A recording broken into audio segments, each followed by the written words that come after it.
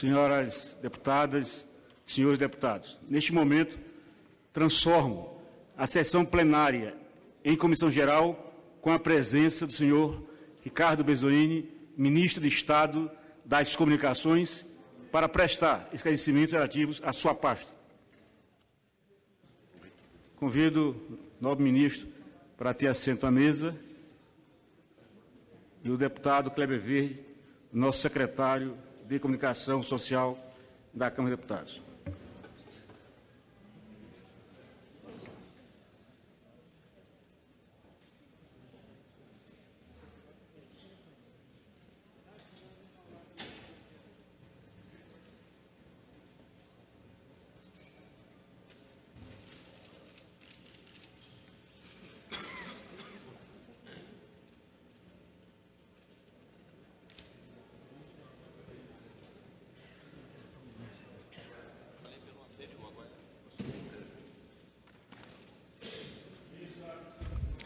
A mesa vai, antes, esclarecer o rito da comissão geral. Primeiramente, falará o ministro Ricardo Bezzoini pelo tempo de 40 minutos. Em seguida, falarão os senhores líderes de partidos pelo tempo de 5 minutos. Os demais parlamentares falarão a seguir pelo tempo de 3 minutos, conforme a ordem de inscrição.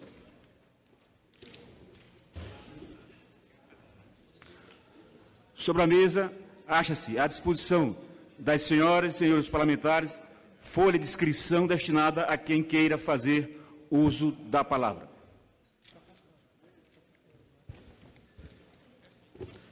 Senhor ministro, seja bem-vindo a esta casa, a sua excelência, que por aqui prestou grandes e relevantes serviços ao Parlamento brasileiro e à nossa sociedade. Senhoras e senhores, este plenário promove, a partir de agora, mais um ato que vem reforçar o papel institucional da Câmara de Deputados como fórum dos grandes debates do interesse nacional. A sequência de comissões gerais que nos propusemos a realizar com a presença dos ministros de Estado proporciona uma interação benéfica entre os poderes executivo e legislativo e se coaduna com o preceito da harmonia entre os poderes da União disposto no artigo 2º da Constituição Federal. Apresento nossas boas-vindas ao ministro das Comunicações, Ricardo Bezzoini, político experiente e conhecedor profundo das normas e das forças que regem esta casa. Nós o recebemos para que nos informe a agenda e as prioridades da pasta que comanda. Certamente, muitos dos temas e políticas abarcadas pelo Ministério das Comunicações estão vinculados a trabalhos que conduzimos nas comissões e neste plenário. O Brasil, por suas dimensões e pela grande população, é um dos maiores mercados mundiais para as operadoras de telefonia móvel e fixa e provedores de acesso à internet. Em ambos os segmentos, vivenciamos um crescimento exponencial de usuários e serviços dos últimos anos. No final de janeiro último, mais de 280 milhões de celulares estavam em operações no país. Em 2005, 21% dos brasileiros tinham acesso à internet. Agora, mais da metade da população está conectada à rede. A estrutura instalada e a qualidade desejada para a oferta desse serviço não acompanharam o ritmo do crescimento da demanda, entre as queixas mais comuns nos órgãos de defesa dos direitos do consumidor, a baixa qualidade da telefonia celular e da navegação pela rede mundial dos computadores parece com um grande destaque nos dias atuais. No ano passado, aprovamos o Marco Civil da Internet e introduzimos no ordenamento jurídico brasileiro um instrumento abrangente e moderno em linha com o que todas as sociedades mais avançadas têm estabelecido para que o setor, a cada dia, torne-se mais dinâmico e importante para as relações sociais, culturais, econômicas, políticas, no seu âmbito geral. Está com o Ministério das Comunicações a tarefa de elaborar normas necessárias à lei que estejam em conformidade com a sua natureza e com o vigor necessário para aprimorar o regramento do uso da internet do Brasil. Com toda certeza, o ministro Bezoini poderá nos colocar a par do andamento das políticas e ações empreendidas para este tema, bem como para outros que também resguardem relação com as nossas atividades legislativas, tais como as concessões de emissoras de rádio e televisão e os serviços postais e de inclusão digital. Portanto, quero ressaltar que a Câmara de Deputados tem incentivado o uso amplo dos canais de comunicação que aproximam a sociedade dos trabalhos aqui realizados. Qualquer cidadão pode apresentar perguntas e comentários atinentes às comissões gerais que temos realizado por meio do portal e da e-democracia. Agradeço a presença de todos e passo a palavra ao senhor ministro. Senhor ministro, transcrevo na íntegra aquilo que foi a mensagem do presidente da Casa, o deputado Eduardo Cunha. Portanto, este discurso é da lavra da sua excelência, o deputado Eduardo Cunha, presidente desta Casa.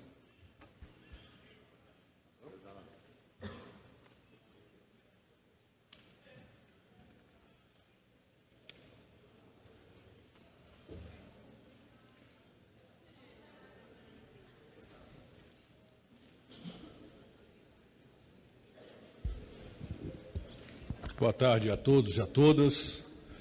Senhor presidente, senhor vice-presidente no exercício da presidência nessa sessão, nosso amigo Valdir Maranhão, com quem tive a honra de compartilhar as ruas de São Luís na última luta eleitoral, assim como o Kleber Verde, que também esteve lá em São Luís conosco, meu amigo Nelson Marqueselli, de muitas articulações políticas e lutas nessa casa e fora dessa casa.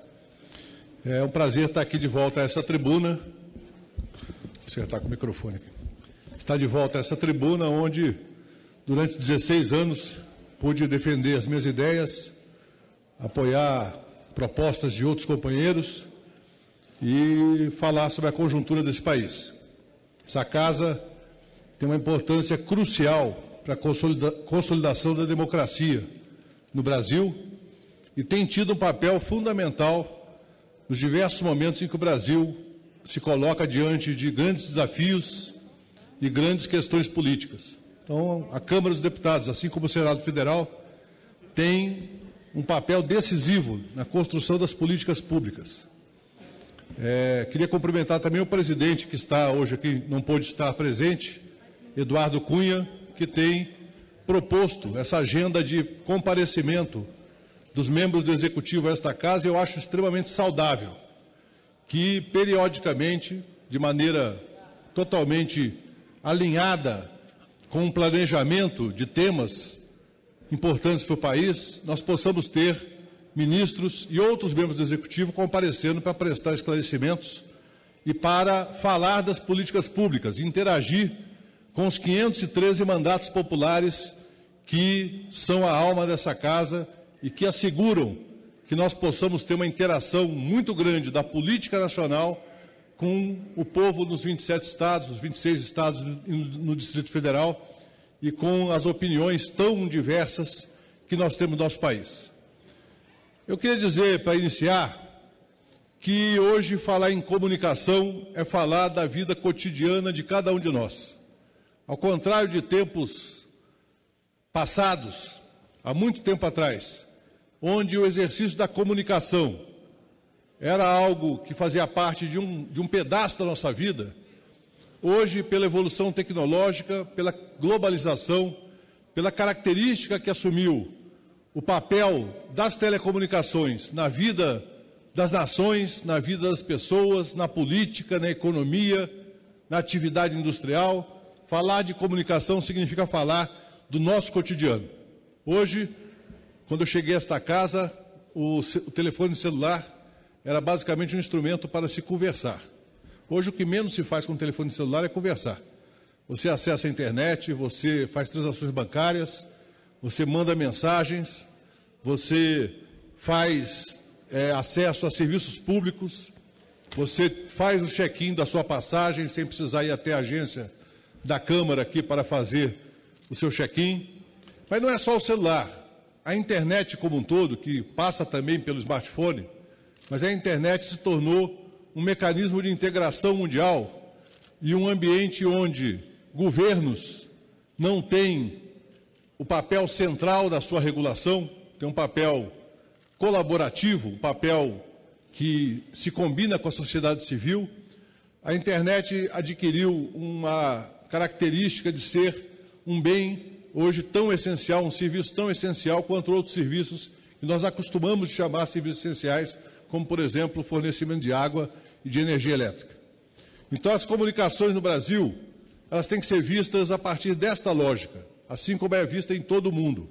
Nós tivemos recentemente num fórum em Barcelona sobre mobilidade nas comunicações, o GSMA, e esta casa estava lá representada com 10 parlamentares, e fizemos uma boa reunião com a bancada do Brasil lá em Barcelona, e nós podemos ver que, se aquilo que já se avançou até agora é muito relevante, e às vezes temos até dificuldade de acompanhar no dia a dia a evolução tecnológica, aquilo que ainda vai se avançar nos próximos 10, 20, 30 anos ainda é mais relevante. E um país do tamanho do Brasil e da importância do Brasil não pode ficar defasado em termos de investimentos, em termos de papel regulatório do Estado, e em termos principalmente da capacidade de planejar a sua infraestrutura para assegurar ao maior número possível de pessoas, de brasileiros e brasileiras, que nós tenhamos um serviço de qualidade, um serviço com acessibilidade e um serviço que tenha também um custo razoável. Assim como nós lutamos por tarifas razoáveis na água, na energia elétrica, assim como nós lutamos por tarifas razoáveis em todos os serviços públicos, no transporte coletivo, temos que ter em mente sempre que a telecomunicação ela tem que ter como objetivo ser acessível ao maior número possível de pessoas a partir de um custo que seja compatível com o poder aquisitivo desses brasileiros e brasileiras. E que, simultaneamente, nós tenhamos também a possibilidade de termos políticas públicas específicas para atender as populações carentes. Aquilo que o mercado consegue atender a partir dos diversos padrões de pacotes de serviços deve ser sempre acompanhado e regulado pelo Estado, sem uma intervenção danosa à competição, uma intervenção que busque sempre estimular a competição, mas, ao mesmo tempo, nós devemos ter em mente que tem um setor da sociedade que sempre terá dificuldade de acessar esse tipo de serviço e que é preciso ter políticas públicas que deem conta disso. Eu vou fazer uma pequena apresentação sobre os temas do Ministério. Eu espero dar conta do tempo que foi assegurado pelo presidente, mas, se houver necessidade, eu pedirei a tolerância da mesa. Primeiro, explicitar para todos vocês, todos os senhores parlamentares e parlamentares, para a imprensa presente, para os funcionários da casa, eu registrar que essa sessão estava prevista para ser realizada às 9 horas da manhã de hoje, certamente teríamos um quórum muito mais numeroso. Mas, como também é importante ter aqui essa interlocução com aqueles que puderam e desejaram ficar, eu quero fazer como se esse plenário tivesse absolutamente lotado. O Ministério é composto de 3 secretarias. A Secretaria de Telecomunicações, que cuida, obviamente, daquilo que o seu próprio nome declara. Toda a regulamentação, o acompanhamento, as políticas de telecomunicações para o Brasil, que inclui, por exemplo, regular quais são as frequências disponíveis para cada serviço, quais são as características técnicas de cada tipo de serviço e estabelecer padrões para a telefonia e o relacionamento com a nossa Agência Nacional de Telecomunicações e também com as empresas operadoras do nosso país. Também é a secretaria responsável pela política de internet, de banda larga, de buscar esse acesso amplo que eu citei agora há pouco. A Secretaria de Comunicação Eletrônica é a secretaria que trata da radiodifusão. Nosso secretário aqui está presente, o nosso deputado, ex-deputado, mas sempre deputado, Emiliano, que foi um colega nosso aqui bastante atuante nessa área de comunicação. ele está assumindo a tarefa, já assumiu, né, a tarefa de coordenar a Secretaria com uma determinação muito clara. A Secretaria que cuida da radiodifusão. E qual a determinação? Primeiro, um tratamento absolutamente republicano aos processos que tramitam pela Secretaria. Isso é uma obrigação, mas tem que ser sempre uma determinação junto com a obrigação. Segundo lugar, assegurar que nós tenhamos um processo de transparência absoluta em relação às decisões da Secretaria. Que nós tenhamos a total exposição à sociedade de quais são as políticas, quais são as determinações e quais são as decisões. E também é necessário registrar que nós temos uma meta estabelecida nessa gestão, que é constituir um plano de desburocratização do processo de outorgas e renovação de outorgas e transferência de titularidade e também mudança de potência, enfim, tudo aquilo que a radiodifusão, rádio e TV, demandam para a Secretaria de Comunicação Eletrônica, nós queremos encontrar os caminhos para desburocratizar.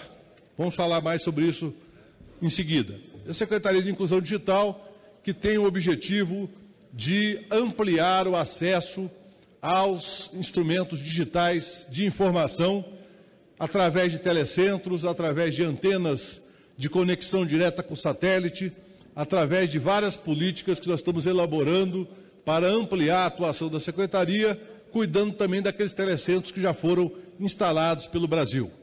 E temos 3 instituições ligadas ao Ministério, uma agência, que é a Agência Nacional de Telecomunicações, a Anatel, que cuida basicamente da fiscalização de alguns aspectos técnicos da relação com as telecomunicações no Brasil, com a radiodifusão no Brasil, tem um corpo técnico qualificado, tem uma história de construção de políticas importantes, teve um papel importante durante a Copa do Mundo para assegurar que não houvesse colapso nos locais onde ocorreram jogos da última Copa do Mundo. A Anatel tem um papel importante, evidentemente precisa ser aperfeiçoada, é papel da sua direção como agência. Ela tem uma certa autonomia organizativa e autonomia funcional, mas um intenso diálogo com o Ministério, muito respeitoso e muito no sentido de ser parceira das políticas definidas no Ministério. Os Correios, nossa empresa que tem uma tradição centenária no Brasil, uma empresa que tem serviços prestados de credibilidade ampla na sociedade, mas que também, como toda empresa estatal, com mais de 120 mil empregados, com uma série de complexidades importantes de gestão, ela merece toda a atenção por parte do Ministério, porque ela exerce o monopólio postal e tem prerrogativas importantes enquanto estrutura de Correios e Telégrafos. É a Telebrás, que é a empresa que era holding do sistema Telebrás, antigo sistema Telebrás, e que a partir do governo Lula foi designada para fazer uma política nacional de banda larga, uma política nacional de acesso à internet, através de infraestrutura, ou seja, criando infraestrutura para assegurar que a fibra ótica e os satélites possam chegar com seu sinal às regiões mais remotas do país. Já houve um progresso significativo nesses últimos 4 anos, mas ainda temos grandes desafios pela frente, que serão expostos também em seguida. Pode passar adiante? Bom, aí são as funções do Ministério, não vou gastar tempo nessa lâmina, mas vamos em frente para cada uma das funções do Ministério. Primeiro, dar alguns dados sobre como está o estado do Brasil hoje de algumas políticas. Por exemplo, banda larga fixa. O que aconteceu de 2010 até 2014? A banda larga fixa cresceu 126% na região norte. Claro que era uma base reduzida, portanto, é um crescimento percentual maior. Cresceu 107% na região nordeste. Cresceu 69% na região centro-oeste. Cresceu 52% na região sul e 51% na região sudeste. O crescimento médio no país foi de 59%, ou seja, a demanda por internet, apesar de algumas deficiências de mercado, impulsiona esse serviço como algo cada vez mais presente na vida das pessoas e necessário às pessoas físicas e às pessoas jurídicas, ao setor público e ao setor privado.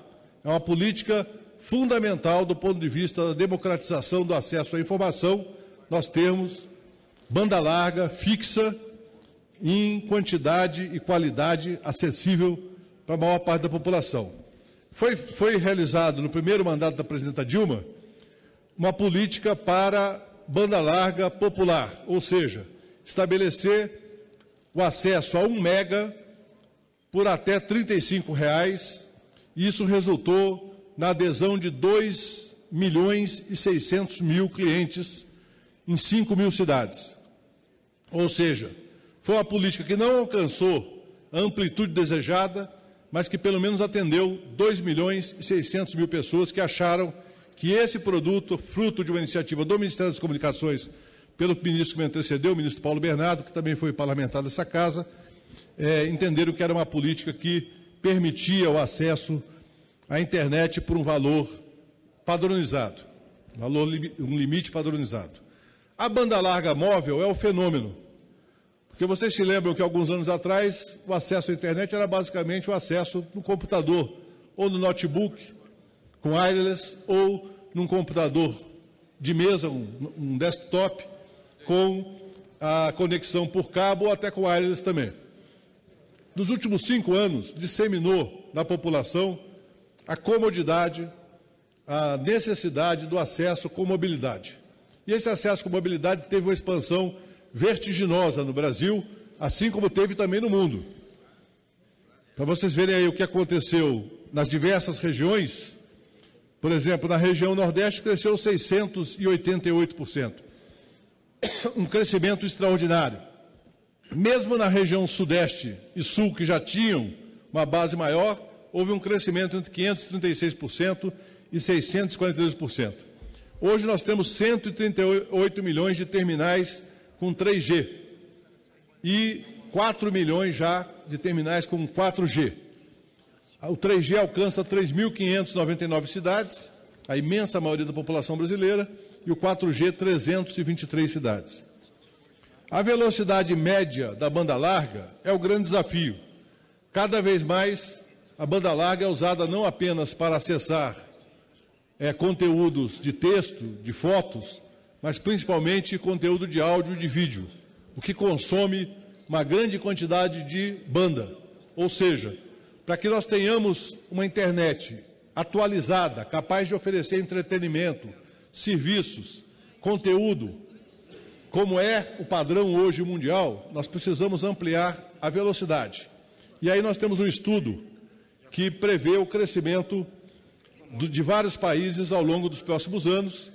O Brasil está com uma previsão de um crescimento de 2,5 vezes, alinhado com países como Estados Unidos, Rússia, um pouco abaixo da média global, que é puxada por países que têm uma base menor. Portanto, aquele fenômeno de quando você tem um crescimento sobre base menor, o percentual fica bem mais elevado. De 2015 a 2018, nós temos a situação que nós tivemos entre 2011 e 2014, 197 milhões de acessos de banda larga móvel e fixa. As metas que estamos estruturando para a aplicação no plano banda larga para todos são de 300 milhões de acessos, ou seja, praticamente a crescer mais 100 milhões de acessos entre 2015 e 2018. A meta é que a velocidade média passe de 6,8 mega para 25 mega e que nós tenhamos de 3.800 cidades com 3G para 4.994, quase 5.000 cidades. Número que, inclusive, poderá ser atingido e ultrapassado, porque essas são metas que muitas vezes são ultrapassadas pela evolução tecnológica. Cidades com 4G, a meta é que nós passemos de 53 cidades para 1.142 cidades. Na comparação internacional, que é o chamado Índice Geral de Desenvolvimento em Telecomunicações e TI, da União Internacional de Telecomunicações, o Brasil tem um crescimento maior do que a média mundial. Estamos com um crescimento de 32%, isso não é um dado do governo, é um dado dessa União Internacional de Telecomunicações, e o crescimento do mundo de 21%.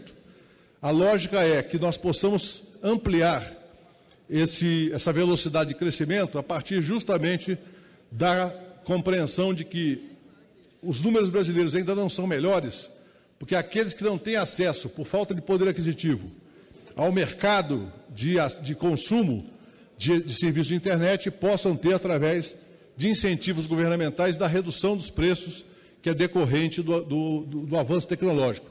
Nós temos hoje, seguramente, o Brasil tem hoje preços de acesso à internet que são bem menores do que há 5 anos atrás. Ainda temos um problema tributário grave que enfrentamos nessa casa nos últimos 20 anos, que é o debate sobre o ICMS, que depende de uma negociação difícil com os governos estaduais, e não é um problema só de telecomunicação, é um problema de todo o universo de produtos e serviços no Brasil, porque, evidentemente, a nossa tributação ela não tem a progressividade que outros países têm, portanto, tributa muito o consumo e o trabalho. E, ao tributar muito o consumo e o trabalho, tem uma preferência por serviços de facilidade tributária, como, por exemplo, energia elétrica, serviços de telecomunicação e outros serviços cuja base tributária e a capacidade de arrecadação é facilitada por serem contas pagas todos os meses e onde o tributo é pago junto com o serviço.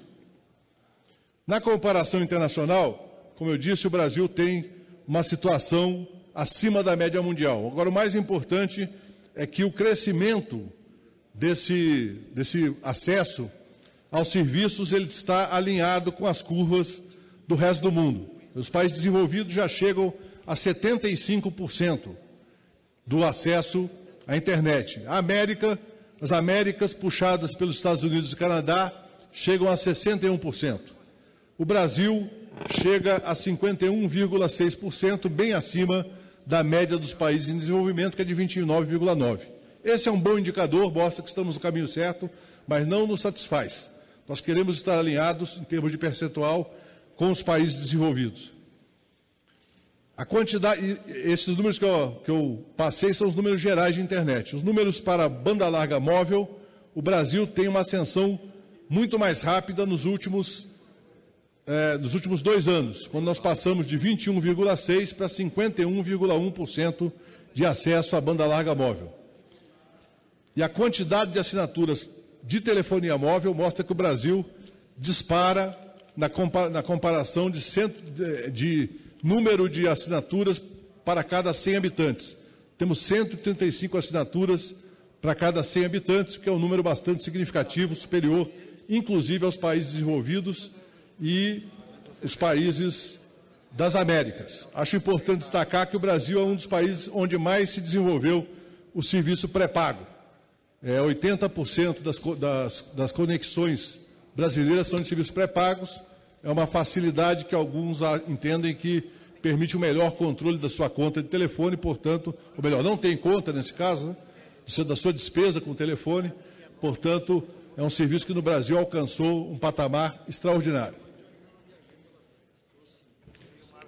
Então, ainda como metas do banda larga para todos, a meta é chegar a 90% dos municípios com redes de fibra ótica. Elevar a velocidade média da banda larga fixa do Brasil de 5 para 25 mega até 2018.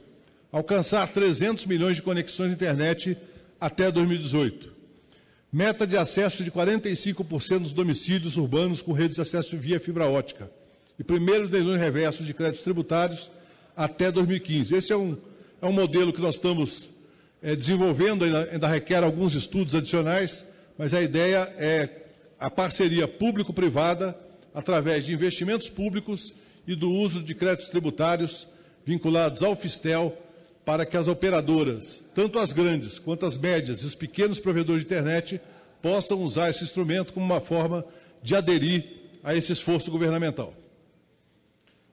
Acho que é importante ressaltar que no Brasil nós temos uma participação já de 5% do PIB do setor de telecomunicação. Está na média mundial.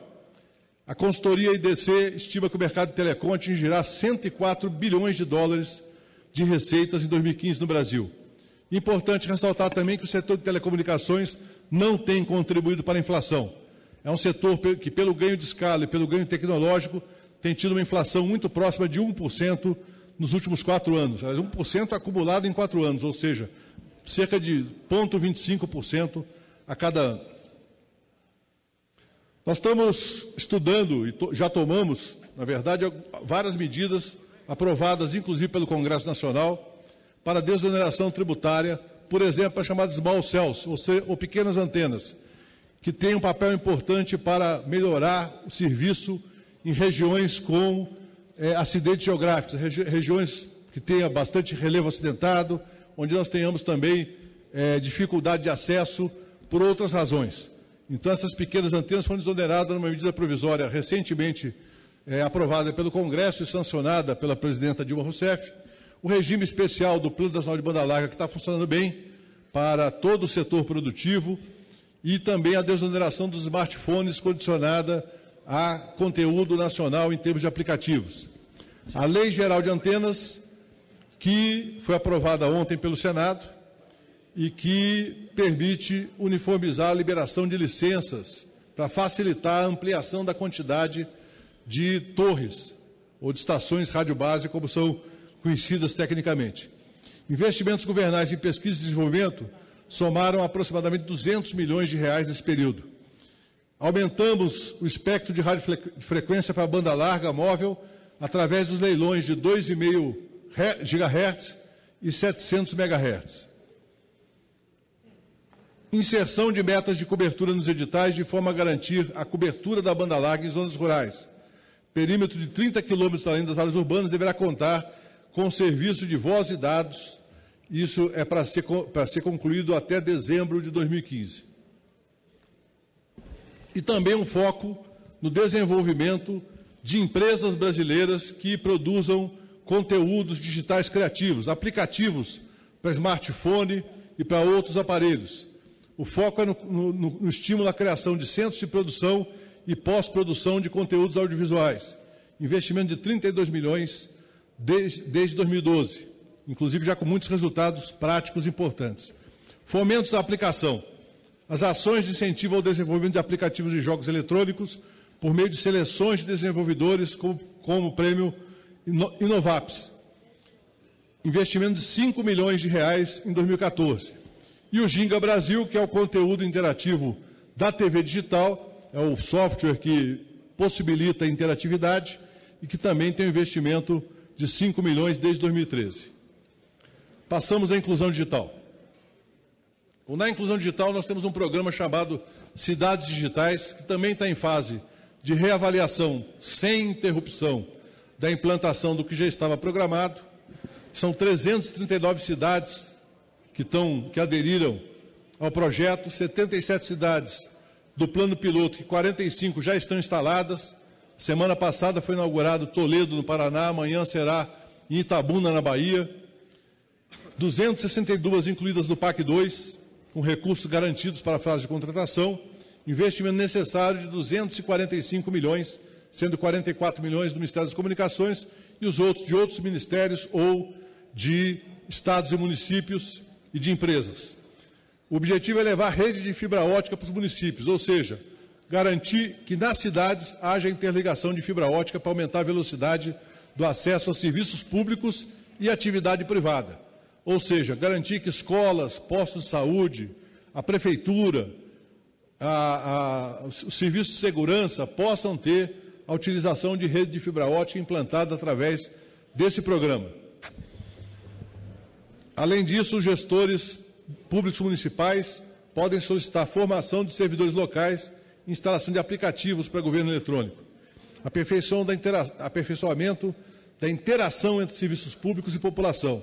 E o anel de fibra ótica que conecta, como eu disse, escolas, UBSs, secretarias municipais.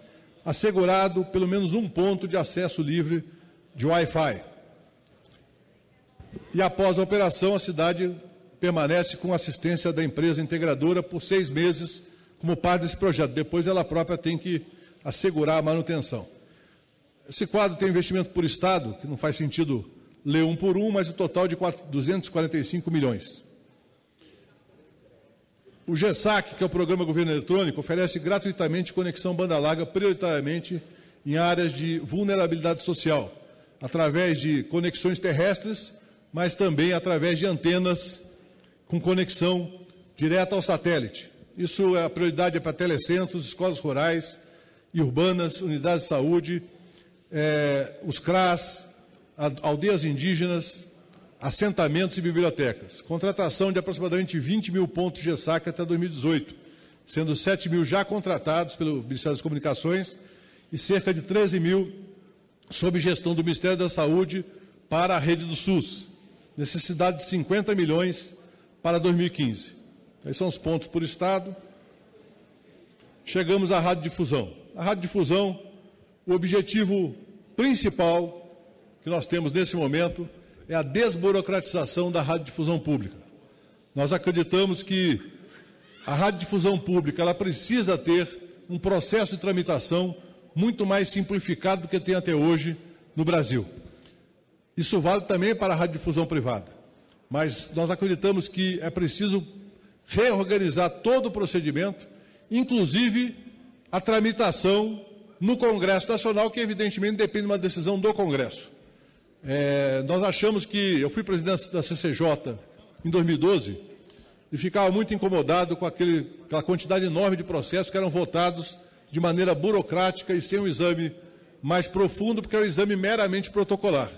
Nós acreditamos que essas etapas podem e devem ser simplificadas, a parte que cabe ao Poder Executivo será feita pelo Poder Executivo e vamos dialogar com o presidente da CCJ, o presidente da Comissão de Ciência e Tecnologia e também com o presidente da Casa, para que nós possamos encontrar uma forma regimental de simplificar e acelerar essa tramitação sem perda do poder de controle que o Poder Legislativo tem e deve ter.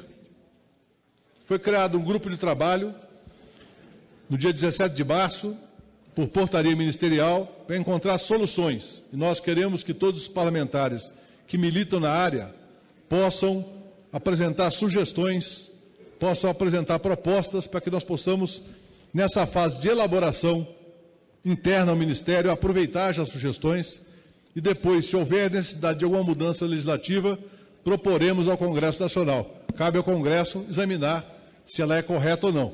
Mas a parte que couber as normas infralegais, nós vamos tentar trabalhar até o mês de outubro para encerrar esse estudo e poder já apresentar, através de audiência pública, para o conjunto da radiodifusão e para o Poder Legislativo, antes de eventual tramitação aqui no Poder Legislativo, para chegar aqui o máximo possível com a construção de algum grau de consenso. Regulamentação do canal da cidadania com faixas reservadas aos entes públicos municipais e estaduais, além de entidades comunitárias, está em pleno processo, e a elaboração de novos planos nacionais de outorga para assegurar que haja pelo menos uma rádio comunitária em cada município, evidentemente dependendo do interesse local. A rádio comunitária ela é sempre um instrumento da comunidade para se comunicar localmente sem fins lucrativos. Nós temos um grande desafio pela frente, decorrente da implantação da TV digital, que é o desligamento da TV analógica. E esse é algo que nós precisamos estar muito atentos, porque, evidentemente, nós temos já muita gente com aparelhos de TV com conversor embutido, ou tendo já o conversor para usar a qualidade da TV digital, mas tem muita gente que não tem ainda. Na política desenhada pela gestão anterior, foi assegurado, dentro do leilão da faixa de 700 MHz, foi assegurado que uma parte daquele recurso iria para comprar as caixinhas conversoras para todos os cadastrados do Bolsa Família. Ou seja, supostamente, a faixa mais pobre da população. Mas nós sabemos que existem pessoas que são pobres,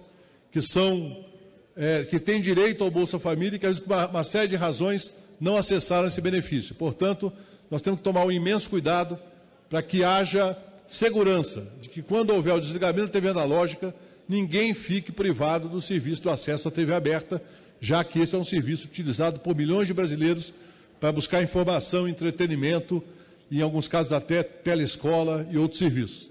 Então, a TV analógica, ela, em tese, funciona até 2018. Digo em tese porque há um cronograma. Nós queremos assegurar que nós vamos buscar cumprir esse cronograma da forma mais rigorosa e tecnicamente adequada possível, mas não faltará sensibilidade para avaliar situações específicas, se houver. Começa com um teste, um projeto piloto em Rio Verde, em 29 de novembro de 2015. E o ano que vem está previsto o desligamento de várias capitais importantes, inclusive Brasília. Ou seja, para que haja esse desligamento, é preciso ter segurança de que nós temos efetivamente a garantia de que as metas de acesso ao sinal digital, com as pessoas da sua casa tendo TV digital ou o conversor, nós tenhamos efetivamente segurança desses dados para não causar qualquer tipo de constrangimento. Digo isso porque em outros países houve problemas. Em alguns países houve problemas no processo. Portanto, nós temos que aprender com o que outros fizeram para evitar que os mesmos problemas ocorram no Brasil. Podemos passar adiante? Esse é o mapa do cronograma do desligamento. Certamente, quem quiser examinar, poderá examinar na apresentação que ficará disponibilizada. E passamos para a Anatel. A Anatel tem uma série de prioridades em curso, entre as quais a revisão quinquenal das metas de universalização da telefonia fixa. Essa revisão, ela permite adequar quais são as obrigações de universalização previstas ao quadro tecnológico atual, ao padrão de uso da sociedade em relação, por exemplo, aos telefones públicos e outras questões importantes. Temos também em curso um estudo da possibilidade de um termo de ajuste de conduta para 1.800 processos que as operadoras têm junto à Anatel.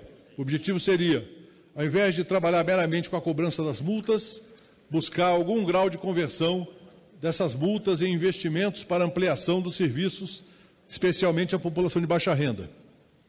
Temos os prazos para inserção do 9º dígito para telefonia móvel em vários estados, aí até 31 de maio, Pernambuco, Alagoas, Paraíba, Rio Grande do Norte, Ceará e Piauí, e o desligamento da TV analógica, que também é um trabalho que a Anatel coordena a partir de uma comissão, o GIRED, que é uma comissão constituída pelas operadoras, pela radiodifusão e pelo governo federal.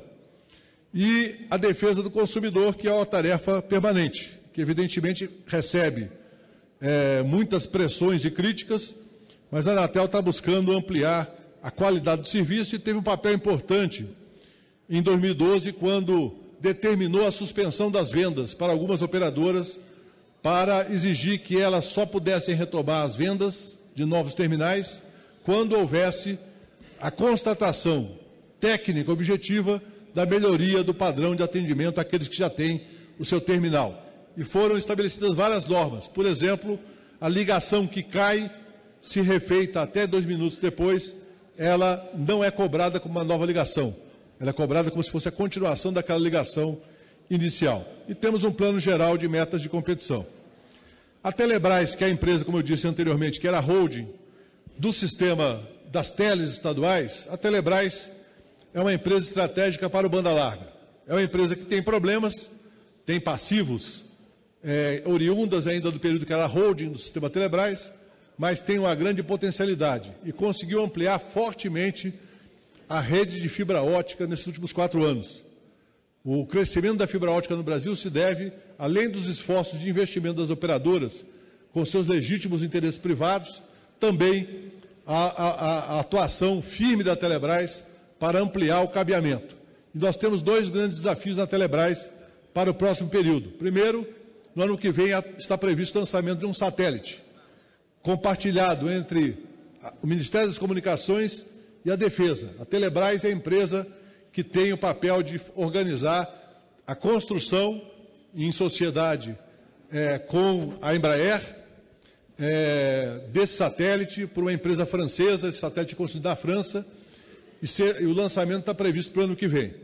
Nós precisamos assegurar recursos para honrar todos os pagamentos que temos que fazer para assegurar que esse satélite seja construído e lançado. E o lançamento de um cabo de fibra ótica entre o Brasil e a Europa. Vocês se lembram que quando houve aquele caso do Snowden, da NSA, nós tivemos uma grande discussão sobre segurança na internet. Discussão essa que continua nos fóruns internacionais e dentro do Brasil. E essa discussão levou, entre outras conclusões, à necessidade de termos um canal de comunicação entre o Brasil e a Europa que não passe pelos Estados Unidos, que seja um canal direto entre o Brasil e a Europa, que é um cabo submarino de fibra ótica que já está em fase final de contratação, a constituição de uma empresa, sociedade da Telebrás, com a empresa espanhola Islalink, que vai realizar todo esse trabalho e a operação vai ser conjunta, vai ser realizada por essa empresa resultante dessa associação entre a Telebrás e a empresa espanhola.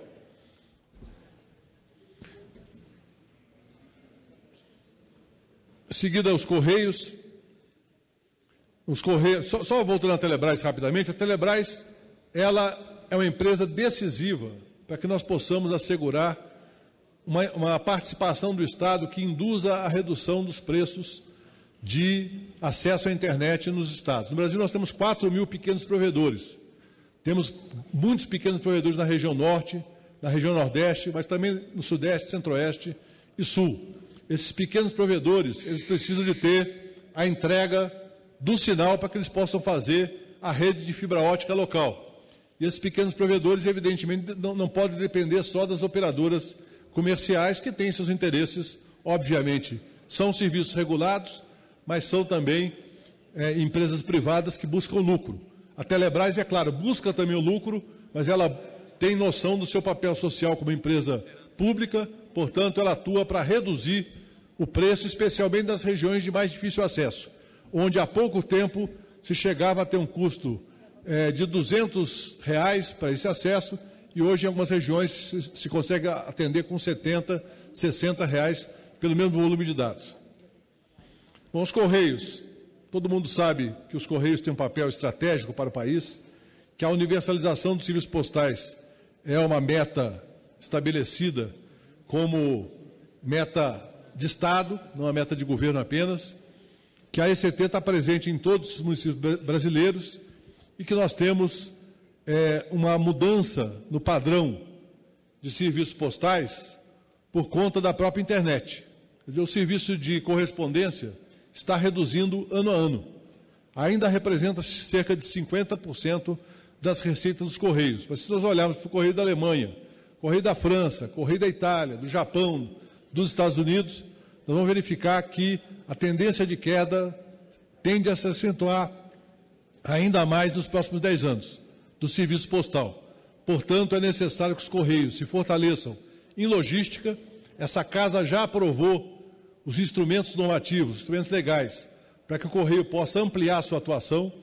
Essa casa já colaborou com o processo de revisão dessa estratégia dos Correios, porque o forte da receita dos Correios daqui a 10 anos serão, evidentemente, as encomendas, os serviços financeiros através do Banco Postal e o serviço de logística integrada, disponível para o mercado privado e para o setor público, de modo que nós possamos ter uma empresa muito mais moderna e ágil para atender essas demandas tão decisivas para um país que quer crescer e que quer gerar emprego.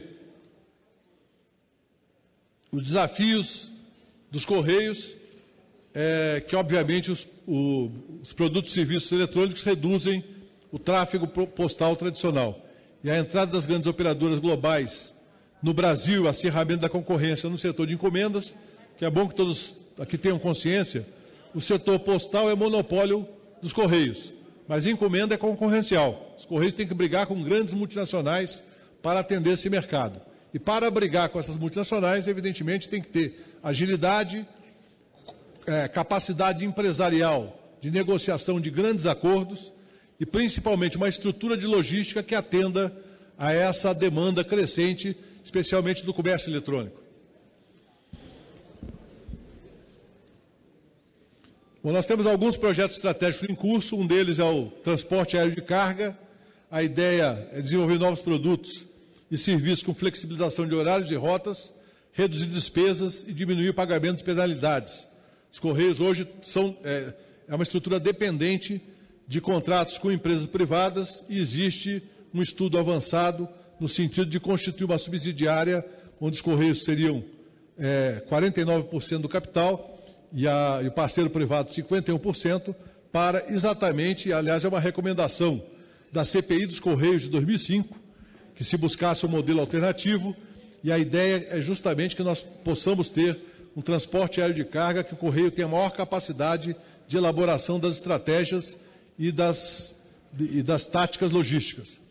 Os serviços postais eletrônicos, que é o Correio híbrido, que é entrega em papel ou eletrônica de bilhetes, extratos, folders, qualquer outro conteúdo através da internet direto aos Correios, ou seja, se você quer acessar uma pessoa que não tem acesso à internet, mas você começa o processo através de um computador e vai chegar na forma de uma carta, ou de uma mensagem, ou de uma foto, ou de qualquer outro impresso diretamente na casa do cliente. Isso vale também para as empresas, que podem fazer o processo de emissão de boletos, emissão de faturas, de qualquer outra correspondência, digitalmente, de modo que os Correios recebam os arquivos e depois façam a capilaridade em meio físico para quem ainda quer receber em meio físico.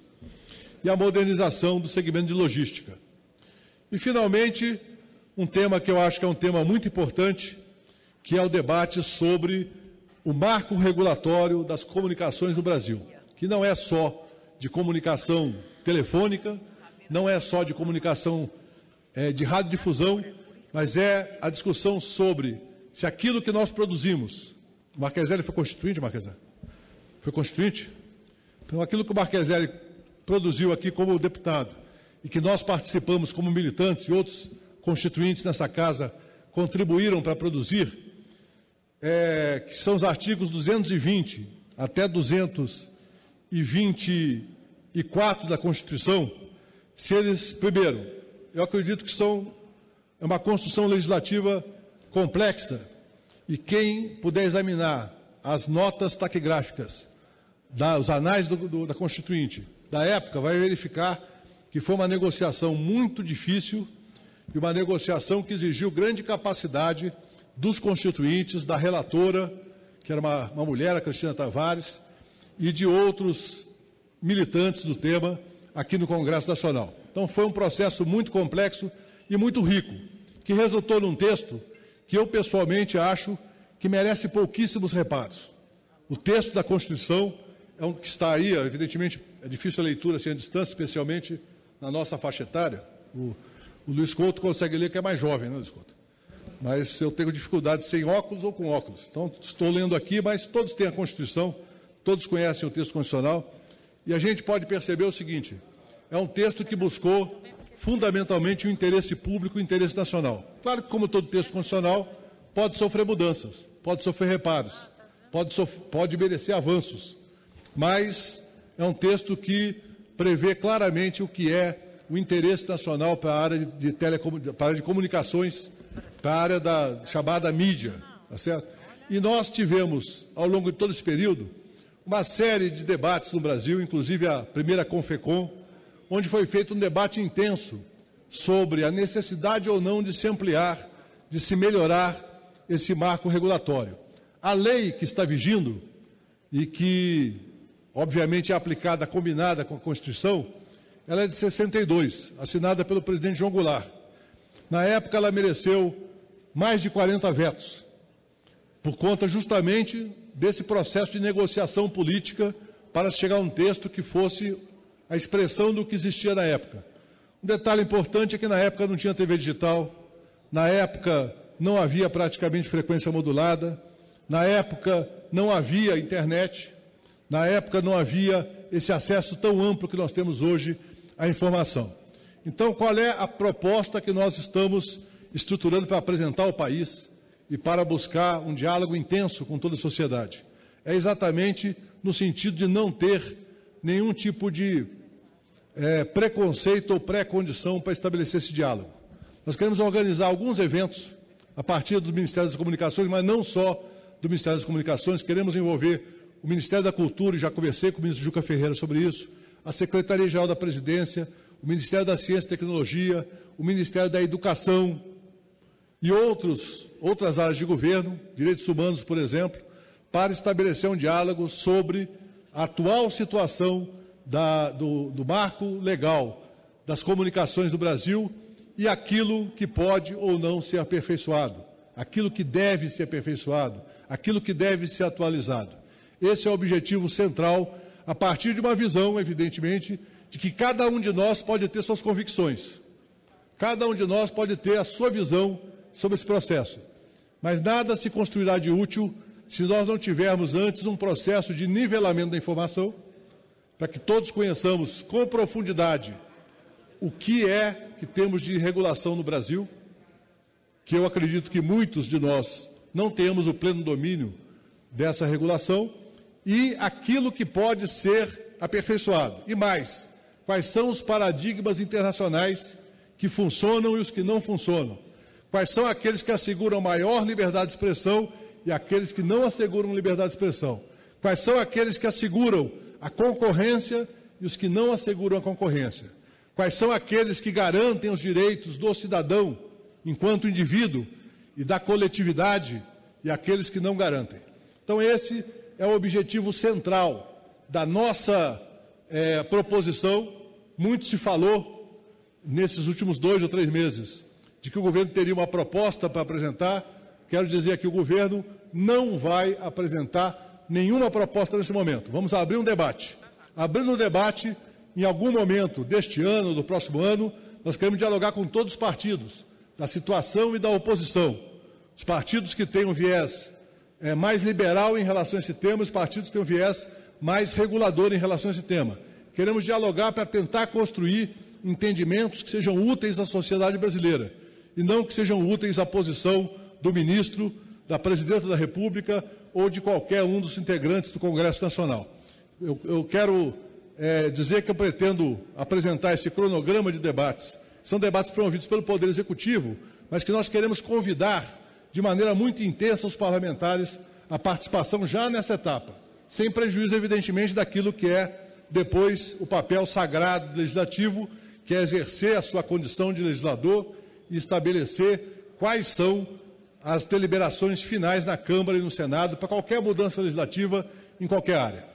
Por fim, para encerrar essa minha fala e permitir a participação necessária e desejada dos parlamentares, eu queria dizer o seguinte: nós estamos vivendo no mundo hoje um processo de intensa mudança nos padrões de comunicação. Mudança essa que tem uma velocidade extraordinária. Nós estamos discutindo no Brasil a implementação do 4G em todo o território nacional, ou melhor, antes ainda, temos 50 milhões de brasileiros usando 2G. Temos que fazer esses 50 milhões migrarem com um custo razoável para o 3G, ou quem sabe pularem direto para o 4G. Temos no Brasil a necessidade de expandir a rede 4G e, para isso, o encerramento da TV analógica é fundamental, porque corresponde também à limpeza da frequência de 700 MHz, que é a frequência que vai permitir a ampliação da implementação da comunicação no sistema 4G. Mas a China, os Estados Unidos, a Europa, e também aqui no Brasil, já estamos discutindo 5G. E ninguém sabe qual é a possibilidade máxima dessa ampliação da comunicação. Nós estamos discutindo no mundo hoje os carros conectados, os carros sem motorista. Parece uma utopia, como era uma utopia há pouco tempo você ter um smartphone na mão. Como era uma utopia para a nossa geração imaginar um telefone móvel que você pudesse falar com pessoas do mundo todo. Então, quando se discute essas questões, não estamos discutindo só o serviço que vai chegar a cada um dos cidadãos brasileiros. Nós não podemos discutir, em hipótese alguma, só o Brasil como mercado consumidor de massa. O Brasil é o 5º maior mercado de telecomunicações do mundo. Mas nós não podemos querer ser apenas o 5º, o 4º, o 3º, o 2º ou o 1º mercado. Nós temos que ser o 5º, o 4º, o 2º, o 1º, na verdade, produtor de hardware e software, de equipamentos e aplicativos, para que nós possamos gerar aqui os empregos que hoje são gerados nos Estados Unidos, na França, na Alemanha, porque esse é o futuro. O setor automobilístico, que o deputado Vicentinho está aqui presente, foi presidente do Sindicato dos Metalúrgicos do ABC, hoje, Vicentinho, tem mais software num carro de luxo e tem mais chip num carro de luxo do que na nave Apollo que levou o homem à Lua. Um carro de luxo desse, um Mercedes, um Audi, um BMW, ou até mesmo alguns carros fabricados no Brasil, de padrão acima da média de preço, tem mais chip, mais software do que uma nave espacial dos anos 70. Ou seja, avançar nessa direção significa discutir a internet das coisas, significa assegurar que nós teremos capacidade de infraestrutura para conectar não apenas pessoas, mas equipamentos, e que nós poderemos estar par e passo com a evolução tecnológica do mundo. Aquilo que foi feito pelo Inovar Alto, com sucesso, que permitiu no Brasil a instalação de fábricas da Audi, da BMW, da Mercedes-Benz, nós temos que acompanhar no setor de comunicação, através do MDIC, através do Ministério da Ciência e Tecnologia, através do Ministério das Comunicações. Esse é o tema portador de futuro. Esse é o tema que gera valor agregado. Esse é o tema que leva paridade do Brasil em relação ao resto do mundo.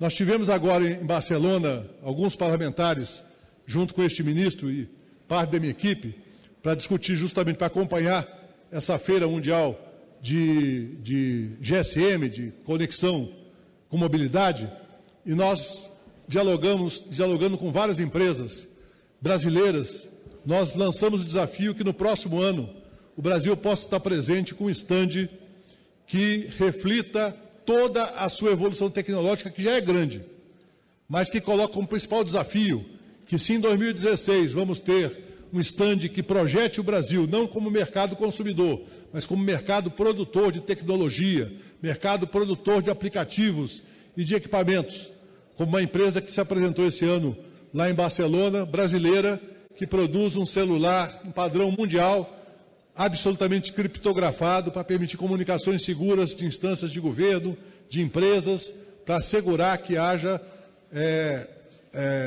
total segurança na comunicação. Uma empresa brasileira com um belo stand lá, mas nós sabemos que no Brasil existem centenas de empresas atuando nesse momento que nós estamos aqui discutindo. Nós temos em Pernambuco, nós temos na Paraíba, nós temos em São Paulo, no Rio de Janeiro, em Minas Gerais, no Rio Grande do Sul, em vários estados, nós temos empresas que estão pesquisando tecnologia de ponta para disputar o mercado mundial. Este ano, a Softex teve um stand bonito, mas simples, perto de outros stands de outros países, com cerca de 20 e poucas empresas brasileiras. Eu vi uma por uma e vi que muita gente está disputando tecnologia de ponta em aplicativos, assim como essa empresa, em termos de celular criptografado, está disputando a ponta do mercado mundial. Eu acredito que o nosso grande desafio, para além dos demais, são todos importantes, é colocar o Brasil, com o apoio do ministro Armando Monteiro, com o apoio do ministro Aldo Rebelo, com o apoio do Ministério da Fazenda e do Planejamento, colocar o Brasil na disputa dos primeiros lugares da produção de conteúdo, de aplicativos e de equipamentos, para que nós possamos ser um dos países líderes da produção mundial de inovação. Não é apenas produzir no Brasil que os outros projetam. A China já superou essa fase. A China já está na fase de produzir na China o que a China projeta. O Brasil tem que estar também na mesma direção, produzir no Brasil aquilo que é projetado por brasileiros, que geram empregos, impostos, atividade econômica no Brasil. E o setor de telecomunicações hoje é decisivo, absolutamente decisivo, para que nós tenhamos esse avanço econômico a partir de uma conversa extremamente madura entre o poder público e o poder privado, e o setor privado. E, por fim, dizer que nós temos um grande desafio. Eu sei que é um desafio difícil, porque eu participei da Comissão Especial da Reforma Tributária, presidida pelo Germano Rigoto e relatada pelo finado Bussa Demes, e da qual participaram várias pessoas extremamente talentosas da política, como o próprio ministro Armando Monteiro, como o atual ministro Aloysio Mercadante, como vários parlamentares que eram, na época, da situação do governo, então, o governo Fernando Henrique, hoje são oposição, e vários de nós que éramos oposição e hoje somos situação, e nós discutimos lá a mudança do sistema tributário brasileiro. O Brasil não pode continuar, na minha opinião, e na opinião que eu acho de todo mundo que acompanha essa questão tributária, tendo um sistema tributário que tribute mais a renda, tribute mais o consumo e o trabalho do que a renda e a propriedade. Por não poder continuar, é ocioso qualquer debate que se faça sobre o tamanho da carga tributária brasileira sobre telecomunicações, porque não é um problema de telecomunicação, é um problema de todo o setor produtivo brasileiro, é um problema de todos os consumidores brasileiros. Nós precisamos ter um pacto para superar esse malfadado sistema do ICMS, que eu sei que é vital para os governos estaduais, mas que é efetivamente desagregador da economia nacional. E nós temos o desafio de, nessa nova legislatura, quem sabe dar passos adiante, Poder Executivo de um lado, Poder Legislativo com seu papel, para tentar chegar a um entendimento sobre como migrar de um sistema tributário anacrônico para um sistema tributário de grande qualidade e que, quando me fala, mas mesmo ele, qual referência? Eu diria até, a referência dos Estados Unidos está boa. É claro que tem outras referências que eu gosto mais, mas se a gente conseguisse chegar num sistema tributário parecido com o norte-americano, já seria um grande avanço para o Brasil, porque aí sim nós teríamos uma tributação menor sobre a produção e uma tributação maior sobre a renda, a riqueza e a propriedade. Quando eu falo de renda, não estou falando de salário, não. Estou falando do que efetivamente é renda, que a gente sabe, olhando o balanço das empresas, olhando a riqueza do pessoal que está na SwissLeaks e do pessoal que está em outros cadastros, a riqueza que é pouco tributada no Brasil, inclusive com isenção de certas bases tributárias. Digo isso, parece que não é do tema das comunicações, mas o setor de telecomunicação no Brasil tem uma grande trava para o crescimento da produção, não é do consumo, da produção, que é o sistema tributário. Se você olhar para o setor elétrico, mesmo problema. Se olhar para o setor automotivo, mesmo problema. Se olhar para o setor têxtil, e assim por diante. Então, queria agradecer a atenção de todos e, mais uma vez, reafirmo que estar nessa tribuna, para mim, é uma honra, porque, por mais que esteja honrado com a função que exerço, a função que mais me honrou na vida foi a função da representação de um mandato popular, que é a coisa mais importante para a democracia no Poder Legislativo. Sou parlamentarista, contra a maioria do meu partido. E, por ser parlamentarista, gosto muito de dialogar e estar presente, como estive 16 anos, do Parlamento Brasileiro. Muito obrigado.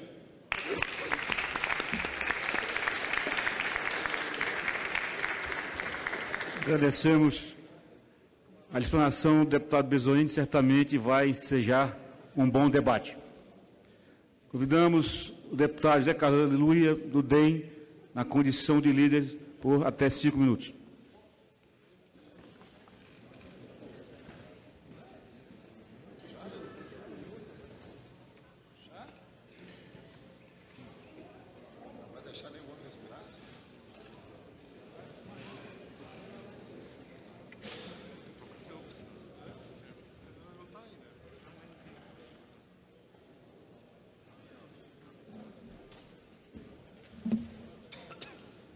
Ministro, senhor presidente, senhores deputados, senhor ministro Bezoini. Ministro, o senhor está voltando à sua casa. Eu fui seu colega aqui nessa casa, de modo que nós estamos acostumados a debater. Eu vou começar conversando de um assunto que me interessa muito ao povo brasileiro, interessa muito a democracia. Vossa Excelência andou afirmando que deve ter liberdade para controlar a mídia. Vossa Excelência e o seu governo, o PT, seguindo a orientação do Fórum de São Paulo, tem levantado em muitas instâncias, tanto através de Vossa Excelência, quanto do presidente Lula, quanto da sua sucessora e seguidora, presidente Dilma, a ideia inicial, que era o controle social da mídia. Não sei se Vossa Excelência ainda era deputado, mas a primeira tentativa do PT foi fazer um conselho de jornalismo. Seria para punir os jornalistas que não seguissem a cartilha do Palácio. Nós derrubamos, senhor presidente. Eu era líder da oposição, bloqueamos a pauta até derrubar essa ideia esdrúxula. Depois veio a tentativa de controlar o audiovisual. Nós derrubamos também. Agora, em que pese na eleição a presidente tentar negar, o PT continua falando em controle da mídia. Eu sei, senhor presidente, que o simples fato de controlar, de dizer que está discutindo o controle da mídia, já inibe a mídia. Já tem uma mídia que trabalha com a ideia de que pode ser regulada, pode ser controlada, e pode ser acontecer com ela o que aconteceu com a mídia livre da Venezuela. Aliás, regime que Lula admira e suporta, o regime Chávez Maduro. Ou também o que acontece na Argentina, onde os Kirchner destruíram a imprensa livre da Argentina. Senhor ministro, será que Vossa Excelência e seu partido querem controlar a mídia para que a mídia não divulgue o que hoje está divulgando? Para que o mensalão da época não viesse à tona? Para que o petrolão não viesse à tona? Senhor ministro, eu não acredito que vocês consigam, sobretudo agora que a presidente está muito frágil, aprovar nenhum tipo de controle da mídia. O que nós precisamos controlar é o uso do dinheiro público, senhor ministro. Eu estava falando agora há pouco com uma viúva dos Correios. Recebe uma pensão, senhor ministro, do Postales, de R$800 por mês. R$800 por mês. E agora vai pagar os erros do presidente Lula, que colocou uma quadrilha no Postales, um homem com um nome complicado, o russo, Alexis, está solto. Comprou títulos da Venezuela. Será que alguém acredita que viúva pode comprar título da Venezuela? Ninguém acredita. Ninguém acredita. Vicentinho, ninguém acredita, Vicente. Não foi coisa séria, não foi só burrice, não foi só má gestão, não. Foi assalto, assaltar as viúvas dos Correios. E ninguém está preso. Ora, se nós olharmos a imprensa no início dos anos 2000, ali em torno de, não sei se um ano ou antes ou anos depois do ano 2000, a imprensa publicou uma pesquisa sobre a credibilidade das instituições, ministro. Os Correios apareciam como as instituições das maior credibilidade no Brasil, maior, equivalente à igreja, maior do que os militares, maior do que os partidos. Com o mensalão começou nos Correios e a CPI dos Correios. Agora já se fala em outra CPI dos Correios. Ora, ministro, nós estamos falando de 500 mil pessoas envolvidas nesse Postales, e esse povo continua lá, filiado ao seu partido. O homem que está lá é filiado ao seu partido, esse Alexis, foi lá fazer o quê? Como é que Lula bota alguém para roubar a viúva? Eu queria, ministro, que o senhor explicasse só duas coisas. Por que o PT faz tanta questão de controlar a mídia? Por quê? Será que simples discussão da mídia faz com que a mídia fique quietinha? Dá para segurar o governo? Um governo com tanto vazamento, com tanta coisa? Vamos lembrar de Dom Pedro II. Se nós não estamos satisfeitos com a mídia, vamos ter mais imprensa, mais liberdade. Não vamos imitar Maduro. O Brasil, as instituições não vão deixar que o PT leve o Brasil à encruzilhada da Venezuela, nem à situação da Argentina. As oposições e, sobretudo, o povo que já está nas ruas, não vai aceitar que o PT leve o Brasil para a marcha da Venezuela, do chavismo, do bolivarianismo. Vossa Excelência, que é um homem habituado aos debates e à democracia, vai de convir que eu estou aqui representando o sentimento das viúvas dos Correios e o sentimento do povo brasileiro. Ouvido o deputado Pompeu de Matos, PDT.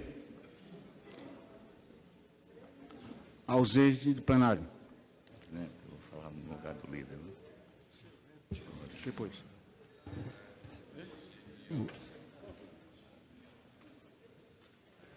Deputado Kleber Verde vai compartilhar o tempo de líder com o deputado Russomano. Na sequência, é o deputado Simão Machado. Agradecer ao nosso líder Russomano por me permitir esses 2 minutos e queria pedir a Vossa Excelência, presidente, eu estou inscrito também para falar no tempo normal. Vossa Excelência pudesse juntar esses 2 minutos com os 3 que tenho, eu agradeceria e me sentiria honrado com essa possibilidade. Cumprimentar o nosso ministro Ricardo Bezoini, cumprimentar a todos os senhores deputados e deputadas, dizer que é uma honra estar aqui na condição de deputado, de forma muito especial, nesta tarde, senhor ministro, registrar que eu tive a honra, por ato da presidência, de ter sido indicado para ser o primeiro secretário de comunicação desta casa. e tive aqui a assistência do meu partido, a quem agradeço, na pessoa do deputado Russomano. Dizer a Vossa Excelência que essa casa tem funcionários de ponta. Basta dizer que o concurso dos mais concorridos é para a comunicação desta casa. Portanto, eu quero cumprimentar todos os funcionários da comunicação, na pessoa do diretor executivo Chacon. Em nome dele, eu quero homenagear todos os funcionários, não só da casa, como os terceirizados, que contribuem de forma direta para que nós pudéssemos fazer a transmissão daqui da TV Câmara, através da Rádio Câmara, enfim, da atividade parlamentar do exercício dos nossos mandatos. Senhor ministro, a TV Câmara Digital aberta e gratuita já está sendo transmitida em 16 capitais. São Paulo, Brasília, Belo Horizonte, Fortaleza, Porto Alegre, Cuiabá, Palmas, Vitória, Goiânia, Florianópolis, Salvador, Natal, Manaus, São Luís, Macapá e João Pessoa. No primeiro semestre, Recife e Rio Branco passarão a transmitir o sinal da TV Câmara. 13 cidades do interior de São Paulo e Minas Gerais, entre elas Campinas, Ribeirão Preto, Uberlândia, Uberaba, Piracicaba, Marília, também irão transmitir o nosso sinal. Outras 20 cidades estão trabalhando para entrar em operação ainda em 2015. A TV Câmara já alcança um público potencial de 50 milhões de pessoas. Graças à rede legislativa de rádio e TV, à multiprogramação e aos acordos de cooperação assinados entre Câmara, Senado, as Assembleias Legislativas dos Estados, portanto, e as câmaras municipais, todas essas 18 capitais disponibilizam aos seus cidadãos o sinal da TV Câmara, TV Senado, TV Assembleia e da TV Câmara Municipal.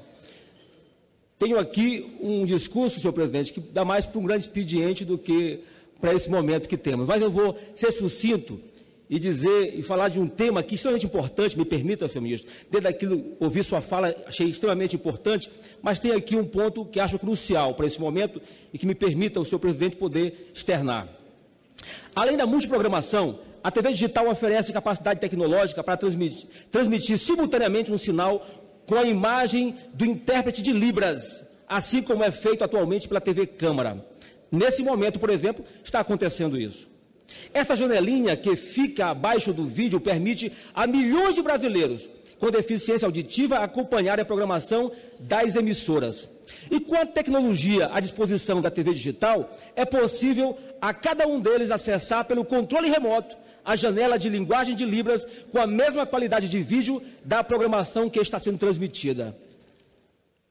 O que nos preocupa, senhor ministro, é o que Vossa Excelência disse aqui agora há pouco, é que os set-top box, que são os conversores que Vossa Excelência falou, que serão distribuídos aos usuários do Bolsa Família, algo em torno de 15 milhões de famílias, podem precarizar ou até mesmo inviabilizar a transmissão desse recurso aos usuários, caso a tecnologia embarcada nos mesmos não seja adequada às normas e às portarias do Ministério de Comunicação e da Anatel.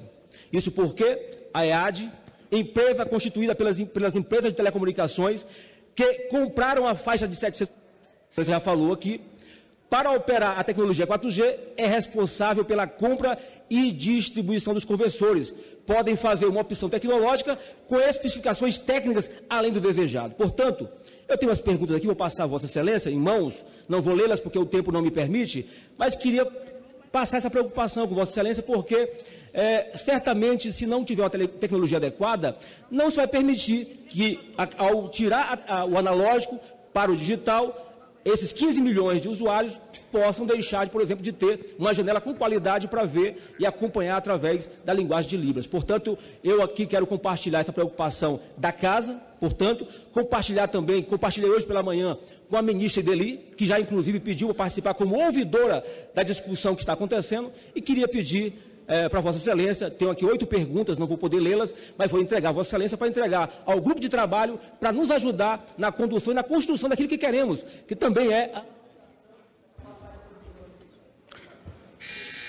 Celso Russomano, Sua Excelência, usará 2 minutos para tempo compartilhado com o deputado Kleber Vieira.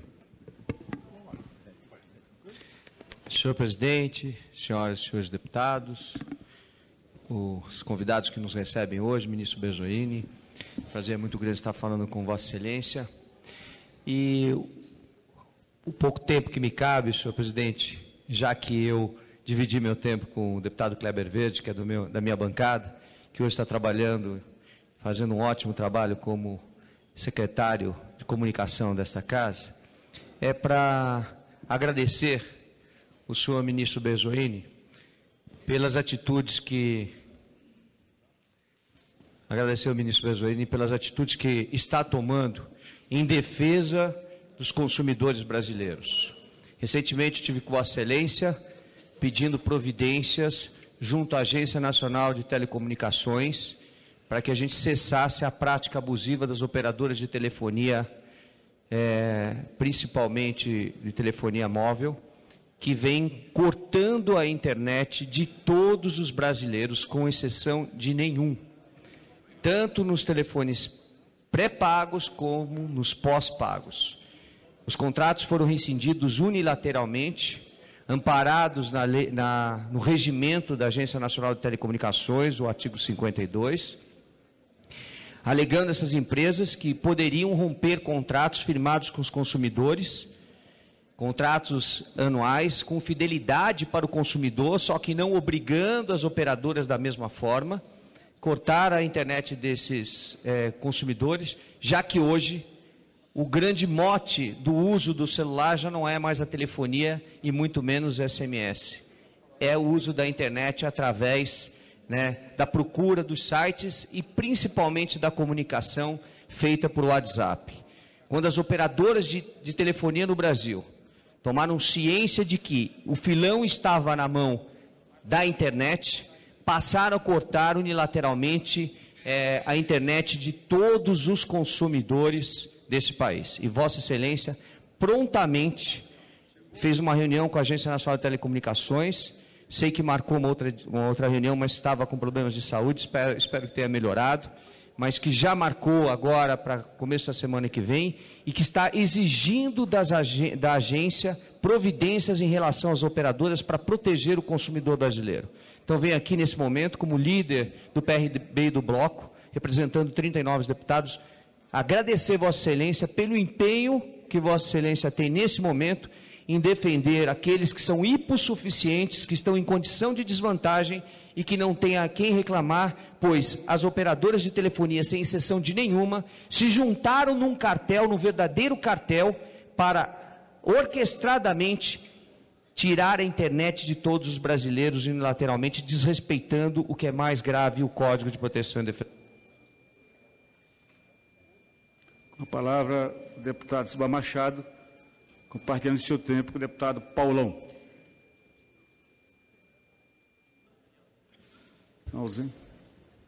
Estão ausentes do plenário? Não, estou não. Senhor presidente, senhor ministro, senhoras e senhores parlamentares. Em primeiro lugar, quero cumprimentar o ministro Ricardo Bezoini. Acho que a pessoa mais certa que a presidenta Dilma escolheu neste momento para dirigir tão importante ministério como é o caso das comunicações. O debate que aqui é apresentado, a necessidade da expansão de comunicação no Brasil em alta velocidade, atingir as comunidades mais carentes, isso com certeza robustece e revoluciona a comunicação do nosso país e podendo levar maior liberdade do nosso povo, e aqui um sinal da internet muito importante, é que quem conhece mais pode decidir melhor. E o povo está tendo esse discernimento e quebrando, na prática, monopólios em contexto que se sempre teve na história do Brasil. Isso é muito importante lembrar. A rede de internet facilita isso. Mas tem outros ganhos muito maiores. Quando o ministro diz aqui que é possível chegar com rede de banda larga para 50 milhões de outras pessoas que não tiveram acesso a isso, já pensou a revolução na educação que nós vamos ter, deputado Russomano? Vossa Excelência, que é um comunicador. Como que nas escolas, as mais longínquas, lá do interior da Amazônia, nas florestas, poder receber uma rede de internet e a comunicações com bibliotecas virtuais, ler livros que seriam quase que impossíveis de terem acesso, isso é uma conquista muito robusta para se pensar. Os hospitais, poder fazer cirurgia por orientação online, isso também que já ocorre em vários outros lugares, podendo salvar vidas que não poderiam atingir centros hospitalares mais avançados. Isto é a revolução. O presidente Lula ousou botar a energia elétrica onde nunca se imaginou. A energia elétrica chegou. Se chega a escola, chega a energia elétrica, é inevitável que nós vamos ter, com a rede de banda larga, a comunicação chegando e o país será outro. Agora, o debate nunca pode ser tão ideologizado. O que eu não posso concordar com o líder do DEM, porque nós sempre estamos puxando aqui, como dizia minha mãe, chifre em cabeça de jumento. Vamos fazer um debate à altura. A Inglaterra acaba de fazer uma mudança de lei, regulamentar da mídia daquele país, que poderia ser dito aqui bolivarianismo, que eu respeito muito Simão Bolívar. Eu acho pejorativo ficar falando dessa tribuna aqui, se reportando a um líder daquela magnitude, dessa maneira pejorativa. E a Inglaterra fez uma lei mais dura que se tem notícia até agora, e passado pelo Congresso inglês. A mesma coisa na Argentina, ratificada pelo Supremo Tribunal Federal daquele país, e nós estamos falando aqui de uma conjuntura arcaica, burra, idiota, do passado. Isso não ajuda o Brasil em nenhum momento. Quem está querendo controlar ninguém? O Obama deixou claro, a rede Fox se tornou, segundo ele, inimiga de Estado. Isso é uma posição do presidente Barack Obama. E a gente tem que trazer essas experiências e vamos discutir isso. E ainda demais, 33% é a tolerância máxima que os americanos aceitam para que uma rede de comunicação tenha monopólio de comunicação sobre sua população. Esses dados estão públicos. Isso aconteceu, presidente. Nós queríamos aqui, o ministro veio aqui dizer, queremos fazer um debate, vamos discutir, está na hora, é preciso fazer. É isso que nós queríamos. Eu queria, se Vossa Excelência me permitir, um tempinho para o meu companheiro Paulão. Obrigado. Com a palavra o deputado Paulão. Senhor presidente, em primeiro lugar, a presença do parlamentar e ministro Bezuini, que com a grandeza reconhece a importância dessa casa. Faz um debate com qualidade, prestando conta não só ao parlamento, da sociedade. Infelizmente, o líder do DEM, o senhor Zé Carlos Aleluia, que eu tive a oportunidade também no seu setor elétrico, e ouvi-lo aqui falar em democracia. Falar em democracia em relação aos meios de comunicação. Vossa Excelência, que foi pupilo do ACM, o lambe-botas da ditadura, um homem que controlou a Globo no Brasil. Vossa Excelência não tem credibilidade para falar em nome da democracia. O presidente Bezuini, o ministro Bezuini, ele veio aqui mostrar a nossa região, uma região importante como o Nordeste, que teve um crescimento fundamental, principalmente para os segmentos mais pobres. E o projeto de democratização dos meios de comunicação é uma proposta não do governo federal, é uma proposta da FENAGE, Federação Nacional dos Jornalistas, que o DEM não quer colocar em prática, principalmente a regularização da profissão do jornalista, impede a tramitação. Então vamos fazer um bom debate, não desqualificando. O ministro veio aqui fazer o debate, o primeiro orador foi o líder do PFL tentando desqualificar. A referência democracia SM, lambe-botas da ditadura, Vossa Excelência que foi pupilo, não é referência para o Brasil.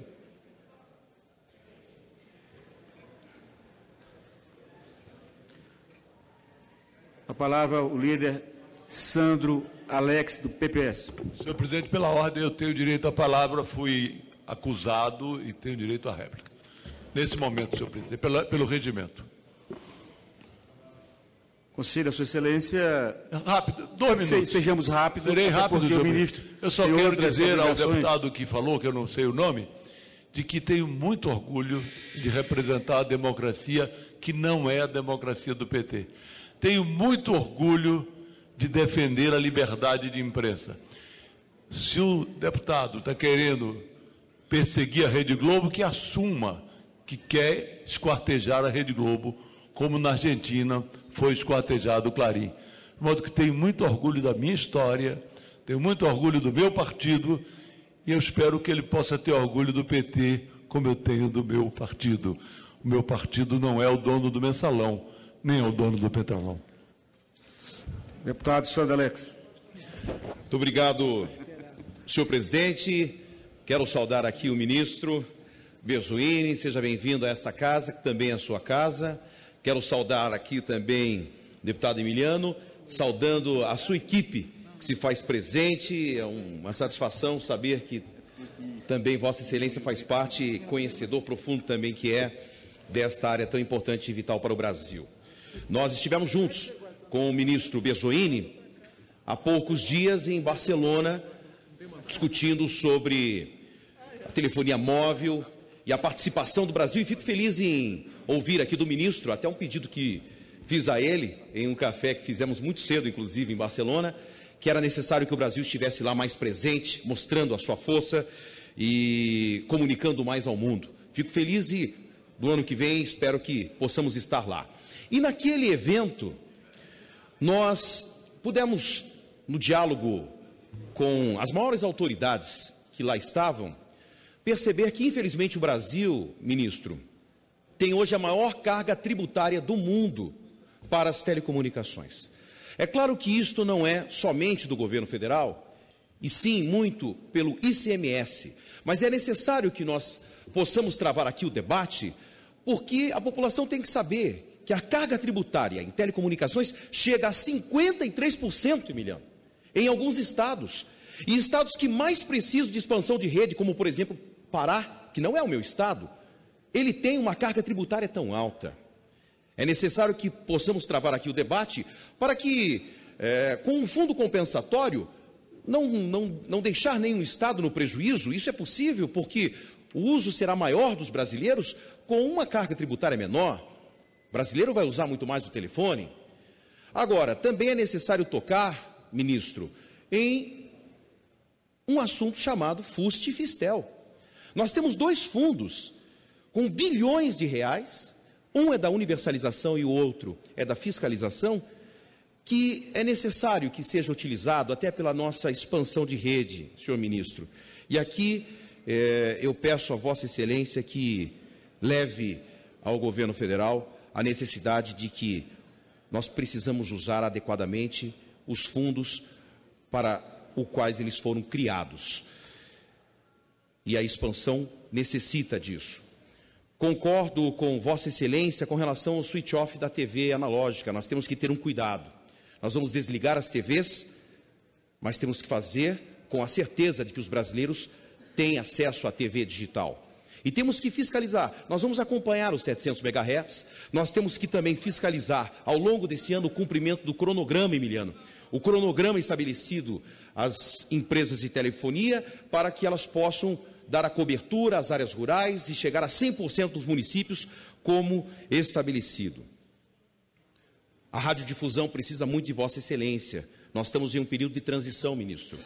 Nós estamos ainda para a implementação da migração do rádio AM para a FM. E aqui nós precisamos de uma resposta do TCU. Qual é o valor que será aplicado a esses radiodifusores que aguardam há mais de um ano? E assim que tenhamos essa resposta, ministro, é necessária a discussão do rádio digital. E aqui tem parlamentares que se debruçaram sobre a matéria ao longo desses anos, e eu tenho orgulho de ter feito parte, porque se vamos migrar para o FM e estes radiodifusores vão ter que comprar equipamentos, seria lógico que eles comprassem um equipamento já com a tecnologia digital e que a indústria pudesse fabricar desde já estes receptores digitais e também com a expansão da banda, porque nós vamos ter uma ampliação da frequência de FM com a introdução de emissoras das capitais.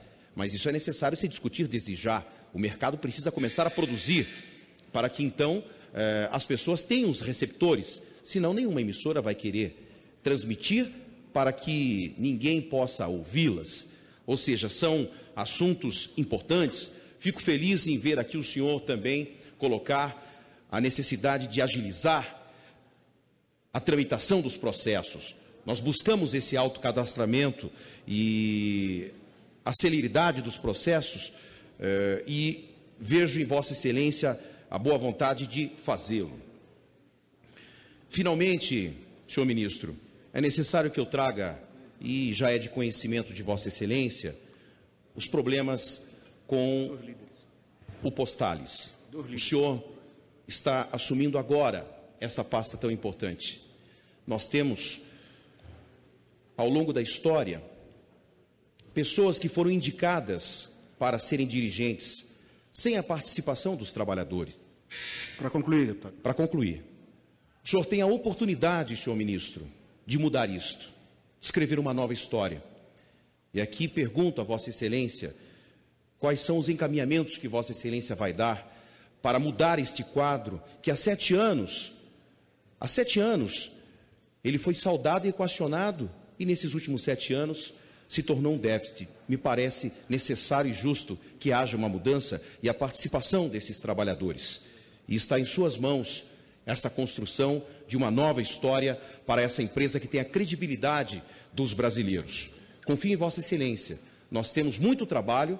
Eu sou vice-presidente da Comissão de Ciência, Tecnologia, Comunicação e Informática. Sei que a comissão está empenhada em ajudar a solucionar todos os assuntos que aqui tratei e conte conosco, conte com esta casa.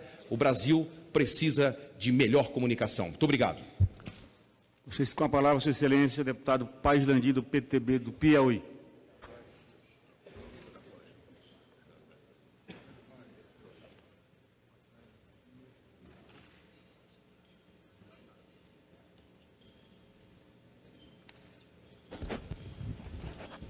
Senhor presidente da Câmara e eminente ministro Ricardo Bezoini. Ministro Bezoini é um homem talhado para funções complexas, porque ele mostrou nas 3 pastas que ele exerceu a Secretaria de Estado, da Previdência e do Trabalho, das Relações Institucionais, a capacidade do diálogo. Ele é de uma boa tradição do sindicalismo paulista de dialogar. Esse é o exemplo do próprio Lula, o nosso Vicentinho ali, e o próprio Mário Amato me disse certa feita de que Vicentinho, numa negociação coletiva com o Mário Amato, quando seus colegas começaram a avaliar o Mário Amato, ele disse: ou vocês param, eu me retiro. Conquistou a simpatia, a confiança de Mário Amato. Então, esse sindicalismo paulista é um sindicalismo realmente ilustrado e mesmo os problemas que o novo deputado Aleluia aventou aqui, a sua preocupação com o controle da mídia, eu tenho certeza que o ministro Bezoini, com a sua capacidade de diálogo, de interlocução com todas as partes, partidárias ou não, ele saberá conduzir esse debate para um bom caminho. Senhor ministro, eu não teria nenhuma consideração a fazer, Vossa Excelência, a não ser parabenizá-lo pela sua postura de homem que eu aprendi a admirar, pela capacidade de diálogo, embora discordando de Vossa Excelência várias vezes, no plenário, na Comissão de Constituição e Justiça, você presidiu com muito brilho, com muita grandeza, sem distinguir partidários ou não, essa confiança que eu tenho na sua postura de homem do diálogo. Queria apenas aqui, senhor ministro, colocar um pequeno problema que não veio à tona na sua exposição e talvez não seja, aparentemente, seria uma importância. Veja bem, eu queria falar de vocês sobre as rádios comunitárias, rapidamente, senhor ministro. Eu achava que, sobretudo no Nordeste, as rádios comunitárias, às vezes, escamam para a atividade partidária, que não é a função delas. Elas têm uma função muito cultural, de educação, de pedagogia cívica, etc, etc. Por isso que eu acharia conveniente de que as universidades, sobretudo os seus campos universitários, seus campi universitários, pudessem ter preferência no deferimento de rádios comunitárias pela função cultural, acadêmica, pedagógica que as próprias universidades têm.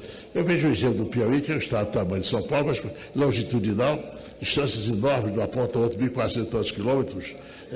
Seria importante que Campos, Parnaíba, de Bom Jesus, por exemplo, o extremo sul do extremo norte, tivesse uma rádio comunitária, que eu tenho certeza seria um grande instrumento de uma habilidade cultural, de educação na música clássica, do despertar da leitura, do bom teatro, etc, etc. Acho que esse é o fator que eu tomei essa liberdade de ponderar a Vossa Excelência para refletir sobre esse tema. O resto, é como eu disse a Vossa Excelência, eu confio na sua capacidade de diálogo, eu sei que os problemas complexos e polêmicos da sua parte, você saberá conduzi-lo com a tranquilidade da sua capacidade de dialogar, de conversar com os contrários ao seu pensamento. Muito obrigado, senhor ministro.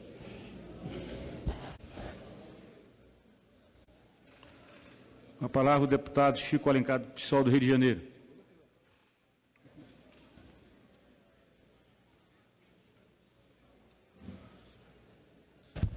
Senhor presidente, Valdir Maranhão, colegas deputados, servidores, todos que acompanham esta sessão de comunicação da Casa com a população e também aqui de diálogo legislativo e executivo. O Brasil caminha também criando certos fantasmas, né? Já houve o fantasma do anticomunismo, da república sindicalista, e agora existe esse fantasma do controle da mídia. O que se demanda, e há uma iniciativa popular de lei, que é a melhor forma da elaboração legislativa, iniciativa de um sem número de entidades, envolvendo profissionais da comunicação também, é a democratização dos meios de comunicação. Nós precisamos democratizar a política, precisamos democratizar as estruturas de Estado, precisamos democratizar as polícias, precisamos democratizar também os meios de comunicação pública, como determina a Constituição. É evidente que seria um atraso, um retrocesso inadmissível voltar a ter censura em jornal, ter que publicar poesia de Camões ou receita de bolo em matéria que algum coronel de plantão dentro das redações vetasse. Isso é a página infeliz de nossa história, superada há bastante tempo. Agora, emissoras de comunicação que praticamente entram na casa das pessoas sem pedir licença, de radiodifusão, de televisão, elas têm que ter uma regulação democrática, evidente. Propriedade cruzada, monopólios, controle por parte de parlamentares, porque existe, embora a lei vede. Isso nós precisamos avançar, porque cria desigualdade, inclusive, na construção da democracia do ponto de vista da ocupação dos espaços do parlamento e dos executivos. Na colônia se dizia, quem manda na região, manda na religião. Hoje em dia, não seria exagero dizer que quem manda na comunicação, manda muito nos caminhos da nação. É isso que se quer, é esse debate que a população brasileira, os governos, não precisam temer. E aí já fica uma pergunta, porque eu leio muito, caro colega, sem mandato agora, a não ser o de ministro, mas aí depende, a uma canetada ele pode estar fora, como deputado não teria essa vulnerabilidade, por isso que ele gosta mais do parlamento, né? Mas, querido Bezoini, eu pergunto, essa discussão, de fato, porque eu leio, pelo que eu leio nos jornais, está vetada, acabou, não se discute mais democratização das concessões públicas de comunicação, para colocar no termo exato e evitar fantasmas. 2, que mecanismos o Ministério pensa para democratizar mais e mais esse instrumento fantástico e fabuloso, a despeito do lixo que rola dentro dela, que é a internet? Uma pergunta que nos interessa a todos, e falei com o secretário Kleber Verde. Isso também eu nunca entendi, olha que já estou velho aqui. Por que não há sinal aberto para a TV Câmara? Já me disseram até que uma determinada emissora, muito forte, diz, se botar sinal aberto, nós não vamos cobrir mais nenhuma atividade parlamentar no jornal das 8h15. Não vou citar o nome para... na 20h15. Mas qual a razão, brincadeiras à parte, dessa dificuldade, né? Seria tão bom... Quer dizer, nós estamos numa função pública, qualquer um do povo, reconheçamos que a televisão está em todos os lares, devia ter acesso a isso. E, por fim, até uma demanda de um consumidor de TV por assinatura, diz ele que os pacotes, NET, Sky, são uma enrolação tremenda, a fruição disso, a troca é demorada, às vezes não vem, há algum mecanismo de acompanhamento disso pelo Ministério? E, por fim, eu ainda sou do tempo das rádios livres, como é que anda a liberação de rádios comunitárias, se acabou aquela dificuldade imensa? Claro, que sejam verdadeiramente comunitárias, né? Porque algumas são um biombo para difusão meramente religiosa ou comercial ou mesmo política. Obrigado. Nós vamos agora chamar a lista dos inscritos, já que concluímos a participação dos líderes. Deputado Aliel Machado, PCdoB.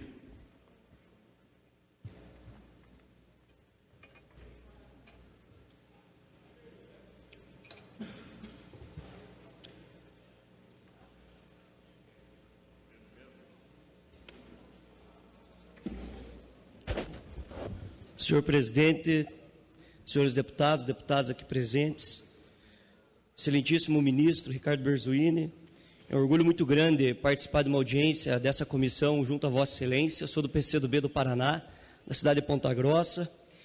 Digo que foi contemplado na maioria das suas falas sobre as explanações e organização que o Ministério vem fazendo nesse início de mandato.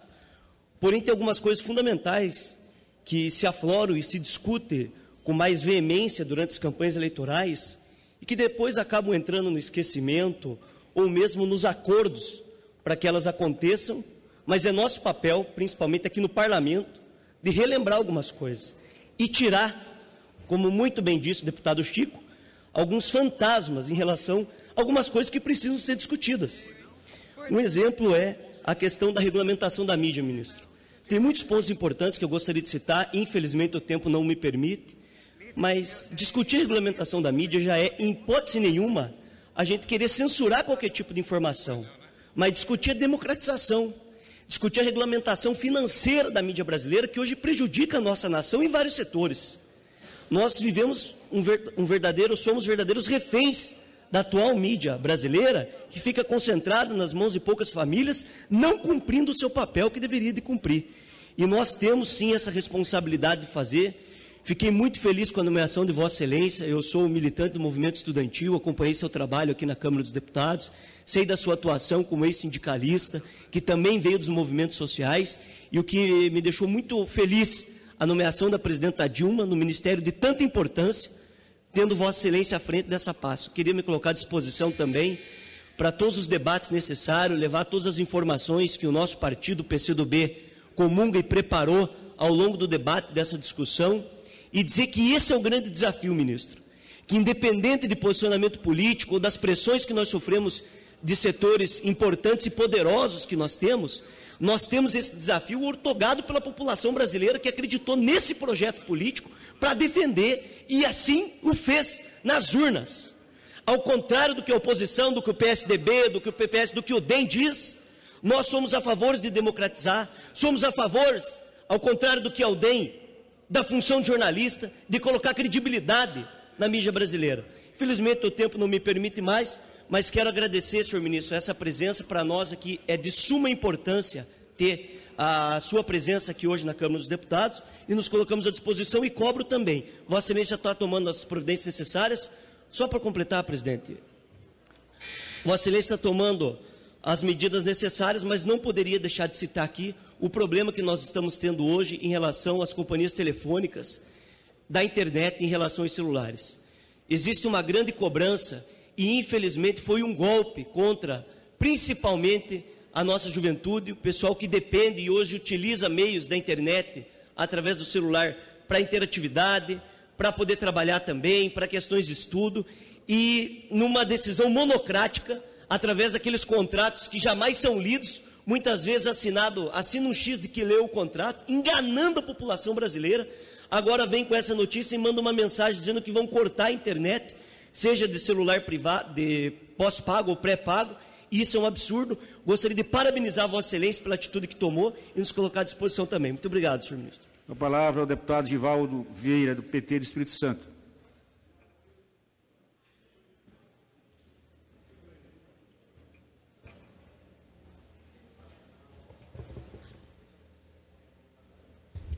Senhor presidente, colegas deputados, ministro Berzoini, inicialmente queria saudá-lo, ministro, como parlamentar que foi desta casa, um brilhante deputado, um dos grandes quadros políticos e administrativos desse país. Vossa Excelência já foi escalado para diversas missões bem-sucedidas na área do trabalho, previdência, articulação política, e agora demonstra a sua capacidade apresentando aqui os planos à frente do Ministério das Comunicações, um ministério estratégico importante para o país. Ao saudá-lo, eu queria cumprimentar o trabalho feito e liderado pela presidente Dilma, que, como o ministro pôde demonstrar que Os avanços neste último período são significativos. E são significativos, Emiliano, nosso querido deputado, e agora secretário também no Ministério, são significativos para a população brasileira, porque o resultado daqueles números expostos aqui são resultados, implicam na acessibilidade da população, a condição de se comunicar, de trocar informações, de se conectar com o mundo. Hoje a sociedade brasileira é mais conectada com o mundo, graças aos avanços corajosos que a presidente Dilma tem liderado. Mas, especialmente, ministro, eu queria chamar a atenção aqui para uma questão que já foi levantada a respeito das rádios comunitárias. As rádios comunitárias no Brasil foram resultado de um longo período de lutas para a democratização do espaço de comunicação. Elas já avançaram muito, mas ainda nós temos um problema muito sério de burocratização dos acessos a essas rádios. Então, e também temos uma necessidade de um maior controle também sobre as que já existem, que muitas não cumprem o seu papel comunitário. Mas onde está funcionando bem no aspecto comunitário?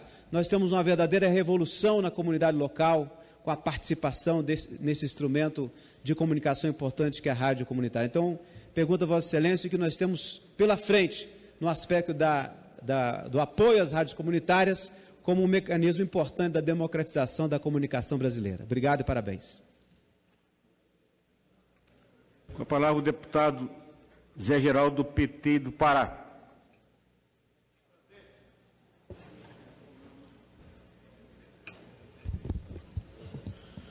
Senhor presidente, senhores deputados e senhoras deputadas, todos aqueles que me ouvem neste momento, em primeiro lugar, eu queria saudar o nosso companheiro deputado federal de vários anos, que já exerceu alguns ministérios.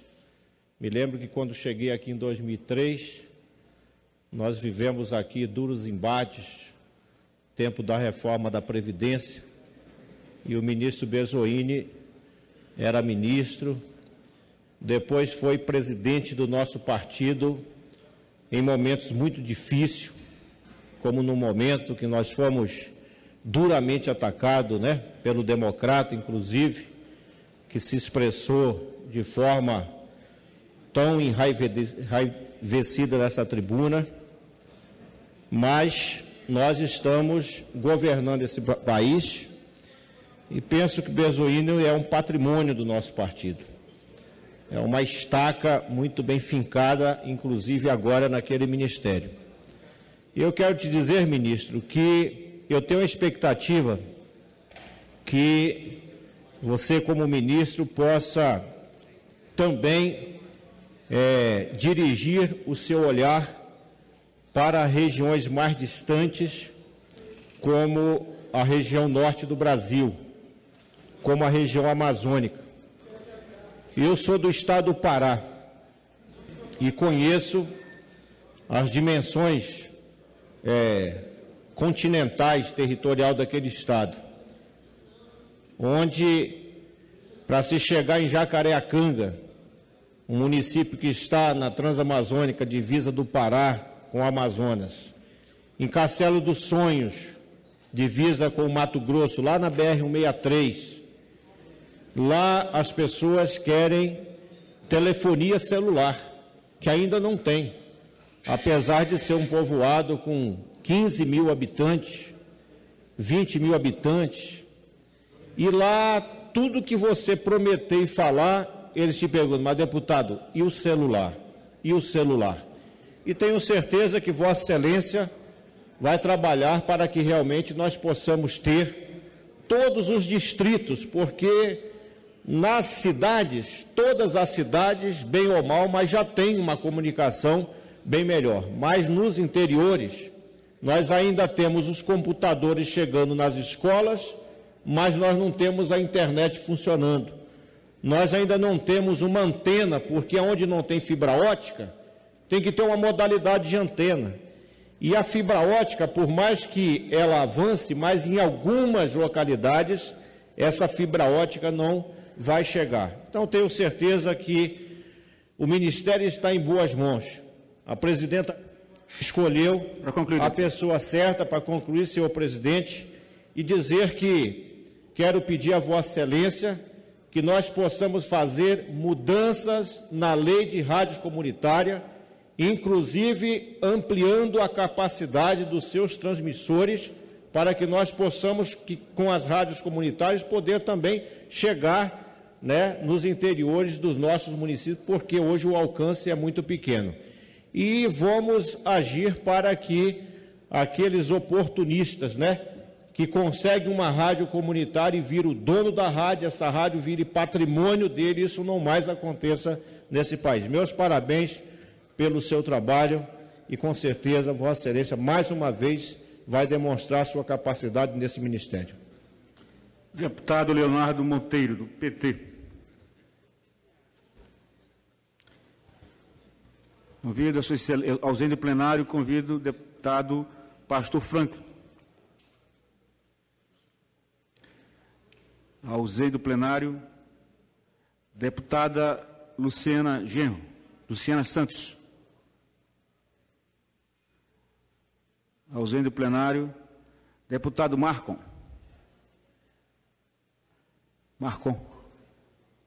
Ausente do plenário, deputado Luiz Couto, do PT da Paraíba.